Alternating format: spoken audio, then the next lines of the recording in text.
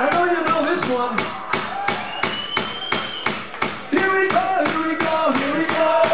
Here we go, here we go, here we go. Here we go, here we go, here we go. Here we go, here we go. Here we go, here we go, here we go. Here we go, here we go, here we go. Here we go, here we go, here we go. Here we go, here we go.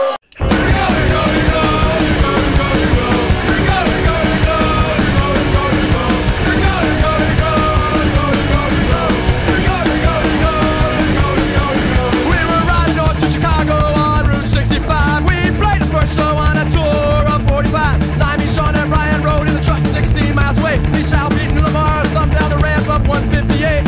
Smell of farmer needs of... Alright, we're here at Portsmouth Wedgwood Rooms with aovm issue. What issue are we on, Tom? You should know. 9, there you go. We're here with Brian. Yep. Say hi, Brian. Hey, what's up? Are you going to speak, Greg? No. He's not speaking. And of course, Pete. How you doing? Very well. Sorry. I was Sorry. imitating Pete. Like, I hate this whole, you know. I wish I just, It's you know. Right, first question, right. Do you feel like you guys have been going like almost 20 years now? Do you think you have anything left to achieve? Getting right down to it. This is the only thing I'm going to say. It feels like 50 years. Well, no, actually, it doesn't anymore. It feels pretty good. It feels pretty amazing, actually. Yeah, and time is getting weird for sure. Now that I'm near 40, it's just a whole different concept of when I was 20. Time itself. Pretty much of a continuum, though. It feels like, for me at least, I think the band has sort of enabled that, or I don't know if enabled is the right word, but Yeah. it's one thing that hasn't ended since high school. So yeah, like Greg said, our sense of time is completely different. We've had a prolonged adolescence for one thing, so we don't feel like people our age at all. Yeah, and life's its journey. You know what I mean? Yeah. So we are the result of the our time lives. of life is like, who's counting? You know what I mean? Who's counting the years? Not us.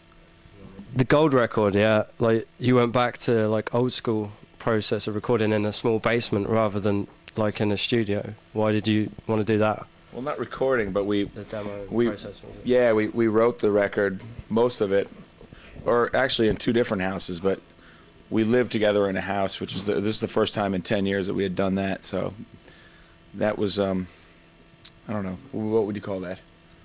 Well, we've always done that. That wasn't exactly different. I think the real big difference was having a producer involved, Ted Hutt, who's from England, from London, and he was great in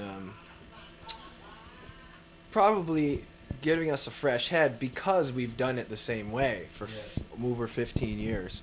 So we really needed that person to kind of have an objective view and get us out of our old habits. He challenged us more than we were capable of challenging ourselves, you know? Like, we would write songs. Traditionally, we would write a song until we felt like it was a song, and you know, we'd kind of be like, all right, that's good, next, let's write another song now, you know? But these songs that we figured were done, Ted Hutt would be like, well, here's the strong part of this song, and here's the part that's like the weakest part of the song. Why don't you try rewriting that, you know, and things like that. And so it sort of challenged us and made us do better. Made us ended up with a better record for that reason. Yeah. But like what you were saying before, in this case, we did live together in a house, whereas that's the first time that's happened in 10 years. Yeah. So that definitely like fed something to the vibe and the energy of the record.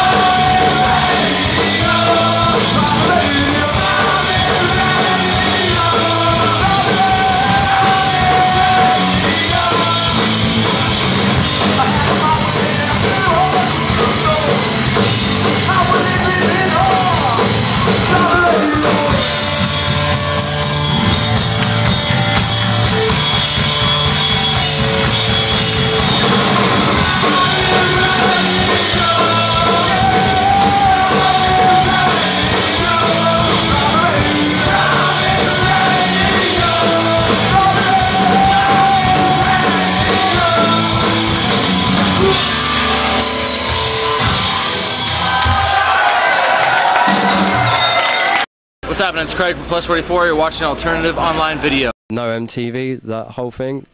You was against it, and then you made a music video. So what made you change your mind We were about never against expressing ourselves with a video. You gotta think know? about your question for a second here. Yeah. Okay, just because we don't like MTV doesn't mean we don't like music videos, right? Yeah.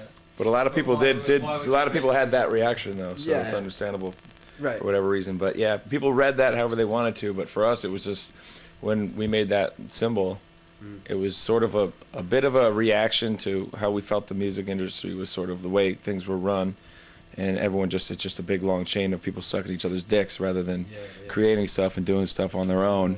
It was sort of fuck the industry in that way, and fuck MTV, because it's MTV then and now actually seems pretty much something that's based not on merit or on quality, but on something else like payola. Loads of crap TV shows. Yeah, and like no you know, music.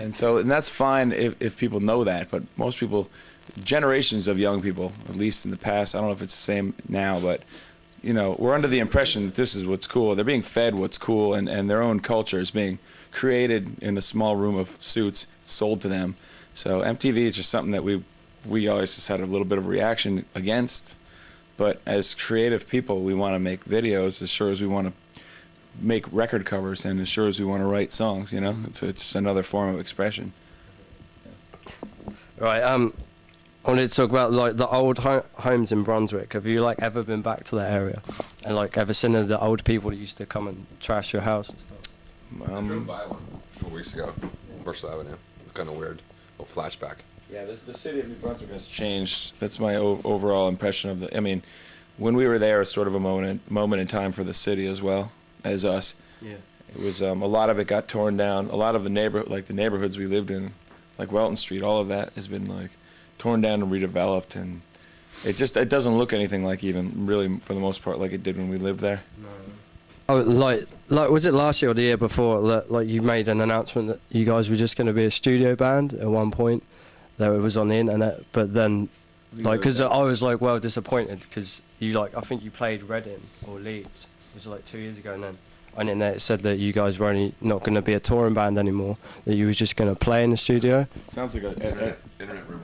yeah, Really? an exaggeration at the very least. And then when I saw a tour, I was like, oh, that's mad. Yeah, Like, so I was going to ask, why did you change your mind? I think but touring's in our if it blood. doesn't I count, don't know if we could quit touring forever, if that's possible. It's kind of in our blood, but we have said year after year after year, and we're always trying Some to. conversations like, how Gotta we cut make down. another record? We've made 1 million records, Yeah. you know, and people can start interpreting those things Yeah. the way they want. But We you always can't really yeah. shut any doors. I don't think we ever said. Yeah. Try not to shut any doors about whatever you're gonna do Yeah. in life. Yeah. But touring, we always say, next year we're going to tour a little less. Yeah, we're and going then you to can we're going talk to tour smarter. We're not going to just go Yeah. out there and live on the road for 2 years this time. We're going to be strategic and blah blah blah. And we say it every year, and we're working on it. so you guys, have, Like cooling it a little bit or something, you know. do you like touring a big bus now rather than just like In the Europe, we've old always school gone to the hobby bus. pod thing? Yeah. Because it's just like we come over here, we rent a back line. You know, we don't bring our amps. We just bring our guitars, and then we live on a bus. It's actually not too much more expensive. Yeah, because we don't get hotels here. Hotels here are ridiculous. Like that's our shower right there. In England and Europe, all the venues have showers. So it's like we sleep on the bus, we wake up, and we're at the next venue, come in and we shower at the gig. And in the States, it's completely different. You know, there's no showers at the venues, practically at all, and we don't have buses ever. We travel on our own trucks and sleep in hotel rooms. It's just a different system. We wrote a song a few years back about something near and dear to our hearts. The East Coast.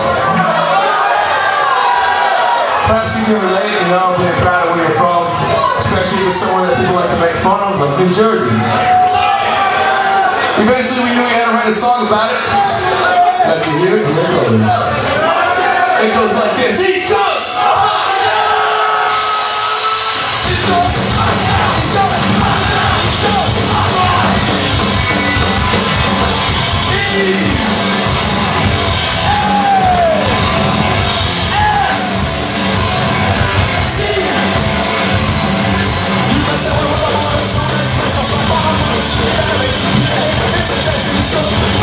Stop! New York City, Boston.